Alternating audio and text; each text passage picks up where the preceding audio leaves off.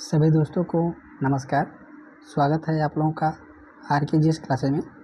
आज हम बात करने वाले हैं मध्य प्रदेश कर्मचारी चयन मंडल भोपाल द्वारा जारी एक ASI सूबेदार पद की, जो मध्य प्रदेश द्वारा जारी किया गया है, जिसमें बताया गया है कि ऑनलाइन आवेदन की तिथि, साथ ही कौन कौन फॉर्म भर सकता है, साथ ही इसकी उम्र की सीमा क्या होगी और जो है अदर राज्य के भर सकते हैं कि नहीं। तो सारी बातें हम डिस्कस करेंगे। आप लोग वीडियो को शुरू से लेकर अंत तक देखिए, तभी आप लोग समझ पाएंगे। तो आइए शुरू करते हैं, देखते हैं। तो इसमें लिखा है मध्य प्रदेश कर्मचारी चयन मंडल भोपाल के द्वारा जारी किया गया है। इसमें जो पुलिस मुख्यालय गृह पुलिस विभाग मध्य प्रदेश शासन के अंतर्गत सूबेदार उप निरीक्षक संवर्ग हेतु भर्ती परीक्षा 2025 संचालन एवं भर्ती नियम पुस्तिका जो जारी की गई है, इसमें बताया गया है कि जो ऑनलाइन आवेदन की जो तिथि होगी वो होगी आपकी, ऑनलाइन आवेदन भरने की तिथि वो 27/10/2025 यानी 27 अक्टूबर से, इसी महीने से आप लोग फॉर्म भर सकते हैं। और इसकी जो अंतिम तिथि होगी वो होगी आपकी 10/11/2025 यानी ये लगभग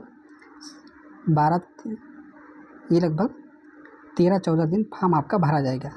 इसमें जो है ऑनलाइन आवेदन में आप संशोधन करने की जो तिथि है वो है आपकी 27/10/2025 यानी 27 तारीख तक आप लोग इसमें संशोधन कर सकते हैं। और जो अंतिम तिथि है ऑनलाइन आवेदन में संशोधन की वो है 15/11/2025 यानी 27 से 15/11/2025 तक आप लोग बीच में संशोधन कर सकते हैं। और जो परीक्षा वह दिन है वो है 9/1/2026 यानी जो परीक्षा प्रारंभ होगी वो आपकी 9 जनवरी 2026 से प्रारंभ होगी।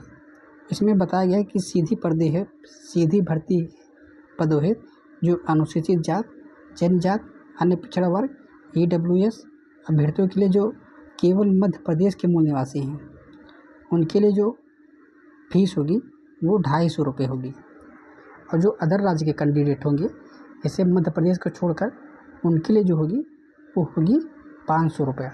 यानी जो अदर राज्य हैं, अनारक्षित वर्ग, इसका मतलब होता है जनरल, जो दूसरे राज्य के होंगे वो अनारक्षित वर्ग में जाएंगे, उनकी जो फीस है वो है आपकी 500।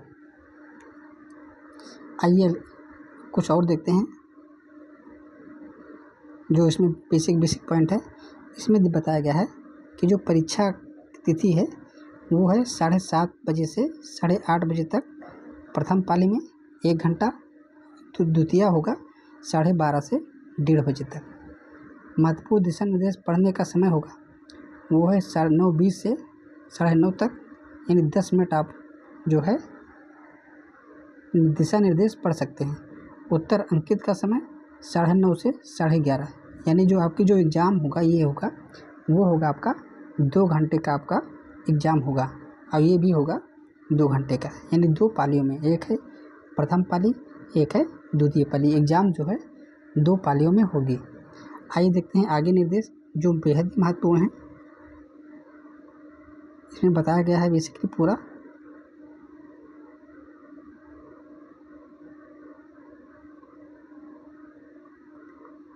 इसमें ये देखिए, आप लोगों को बताया गया है सामान्य जानकारी कि कौन कौन भर सकता है। तो पहला है कि वह भारत का नागरिक होना अनिवार्य है। दूसरा है जो काम की एज है वही हम बता रहे हैं। तीसरी पॉइंट आप देखिए जो हाईलाइट किए हैं वह है अभ्यर्थी के पास दिनांक 10/11/2025 तक निम्नलिखित प्रमाण पत्र अनिवार्य होने चाहिए। यानी अगर आप 10/11/2025 तक आपके पास अगर प्रमाण पत्र बन जाते हैं तो उनके लिए क्या क्या चाहिए, वो है आयु व उसमें छूट, B है शिक्षा, तीसरा है भूतपूर्व सैनिकों याद पर लागू हो तो, और चौथा है वांछित आरक्षण संबंधी प्रमाण पत्र याद लागू हो। तो आप लोग जो भी डॉक्यूमेंट्स चाहिए वो 10/11/2025 से पहले बनवा लीजिए, या उससे पहले होगा। यानी अगर 11/11/2025 का होगा तो वो मान्य नहीं होगा। तो ये बातें आप लोग याद रखिएगा। आइए देखते हैं कुछ और जानकारी जो आगे दी हुई है। जो एग्ज़ाम के दृष्टि से बहुत ही महत्वपूर्ण है। तो आइए देखते हैं, इसमें और है एक चौथा है, ऐसे अभ्यर्थी जो मध्य प्रदेश के अस्थायी अधिवासी यानी डोमिसाइल नहीं है, यानी जो दूसरे राज्य के हैं, सिर्फ अनारक्षित ओपन के अंतर्गत रिक्त पदों हित अपना आवेदन प्रस्तुत कर सकते हैं। यानी जो मध्य प्रदेश को छोड़कर दूसरे राज्य के हैं, तो जो अनरिजर्व सीटें होंगी अनारक्षित के, उसी में आप लोग आवेदन कर पाएंगे। मान लीजिए अगर 1000 सीटें हैं, तो 1000 सीटों में अगर इसमें से सिर्फ 400 सीटें जो है अनारक्षित वर्ग की हैं और 600 सीटें जो है आपकी रिजर्व, यानी हर कैटेगरी की रिजर्व हैं। तो ये जो अनारक्षित है 400 में, इसी में दूसरे राज्य के लोग फाइट कर पाएंगे, ना कि इसमें जो 600 सीटें रिजर्व हैं, आरक्षित हैं। तो आप लोग जो भी फाइट करेंगे वो 400 जनरल सीटों में फाइट करेंगे। इसमें सीधा सीधा लिखा गया है कि ऐसे आवेदकों का आरक्षण अथवा आयु सीमा की छूट का कोई लाभ नहीं मिलेगा। ये भी बता दिया गया है कि अगर दूसरे राज्य के लोग हैं तो उन्हें किसी भी तरह का कोई छूट नहीं मिलेगा, चाहे आप आयु सीमा को लेकर या आरक्षण को लेकर। तो इसमें जो है आपको छूट नहीं दी जाएगी। साथ ही उनकी आयु सीमा 10/11/2025 को अधिकतम 33 वर्ष होनी चाहिए, अर्थात किसी भी प्रकार के आरक्षण की पात्रता हेतु मध्य प्रदेश राज्य का अस्थायी निवासी प्रमाण पत्र अनिवार्य है। यानी अगर आप दूसरे राज्य के निवासी हैं तो आपको 33 वर्ष होना चाहिए। यानी अगर 33 वर्ष से ऊपर होते हैं तो आपके दूसरे राज्य को नहीं भरने दिया जाएगा या आप नहीं भर पाएंगे फॉर्म। वहीं अगर मध्य प्रदेश की बात करें तो अगर वो 33 वर्ष पूर्ण कर चुके हैं तो वो भी अपना जो डॉक्यूमेंट्स है वो डोमिसाइल प्रमाण पत्र लगा के छूट ले सकते हैं। आइए देखते हैं कुछ अगला पॉइंट जो बेहद ही महत्वपूर्ण है। इसमें लिखा है निर्धारित आयु सीमा। तो इसमें बताया गया है दिनांक 10/11/2025 को विहित आयु पूरी करनी चाहिए, अधिकतम आयु से अधिक नहीं होनी चाहिए। यानी अगर 33 वर्ष दिया है तो आपका 10/11/2025 तक आपकी उम्र 33 वर्ष पूरी होनी चाहिए। 33 वर्ष एक दिन नहीं चलेगा, क्योंकि अगर 33 वर्ष एक दिन हो जाएगा तो ये आपका काउंट हो जाएगा 34वें वर्ष में। तो ये आपको अदर राज्य के छात्रों को मौका नहीं मिलेगा। साथ ही देखते हैं इसमें लिखा है पूरा देखिए, पुरुष की जो है वो है मध्य प्रदेश के अनारक्षित 33 वर्ष यानी अनरिजर्व। वहीं पुरुष मध्य प्रदेश के आर्थिक रूप से कमज़ोर यानी EWS, वो भी 33 वर्ष। पुरुष एवं महिला अन्य प्रदेश के आदिवासी सभी अभ्यर्थी, उनकी भी 33 वर्ष। महिला सभी श्रेणी की यानी जो महिलाएं हैं उनका जो उम्र सीमा है उनकी वो है 38 वर्ष। साथ ही जो पुरुष हैं वो आरक्षित श्रेणी जैसे कि SC ST अनुसूचित जात की जो है उनकी भी 38 वर्ष उम्र सीमा है। साथ ही इसमें बताया गया है कि और जो है वो है आपके पुरुष अनारक्षित श्रेणी के साथ अंतर जातीय विवाह यानी जो इंटरकास्ट मैरिज किए हैं उनकी भी आयु सीमा 38 वर्ष है। आइए देखते हैं कुछ अन्य जानकारी। तो आप लोग वीडियो को पूरा देखिए ताकि आप लोगों से कोई भी पॉइंट छूटने ना पाए। तो आइए देखते हैं,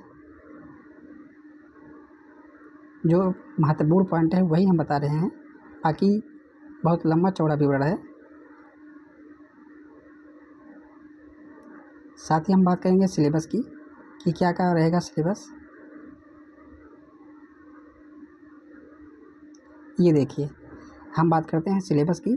तो प्रत्येक खंड 150 अंक होंगे, यानी जो एक आपका पेपर होगा वो होगा 150 अंक का, जिसमें प्रत्येक खंड में वस्तुनिष्ठ प्रश्न पूछे जाएंगे। यानी आप लोगों को ऑब्जेक्टिव प्रश्न पूछा जाएगा, यानी आपको गोला भरना है। यानी जो पुस्तिका मिलेगी उसमें गोला भरना है। और जो निगेटिव मार्किंग है वो 1/3 है, यानी आप 3 क्वेश्चन करते हैं, 4 क्वेश्चन करते हैं 1/3 यानी 33% आपकी निगेटिव मार्किंग है। 3 अगर सही करेंगे, 1 गलत करेंगे तो आपका लगभग 0 के बराबर हो जाएगा। साथ ही जो प्रश्न छोड़ दिए गए हैं उनके लिए कोई ऋणात्मक अंक नहीं दिया जाएगा। प्रश्न पत्र द्वितीय की बात करें जो दूसरा प्रश्न पत्र होगा वो होगा आपका 2 घंटे का, ये होगा 300 अंक का। इसमें भी 150 प्रश्न होंगे, ये भी ऑब्जेक्टिव टाइप पूछे जाएंगे और इसमें भी 1/3 ऋणात्मक दिया है। साथ ही पूछा गया है खंड 150 के लिए तर्क शक्ति और डाटा भी वस्तुनिष्ठ प्रश्न पूछे जाएंगे, यानी जो प्रश्न होंगे वो सभी के सभी आपके ऑब्जेक्टिव टाइप के पूछे जाएंगे। आइए देख लेते हैं कुछ और जानकारी।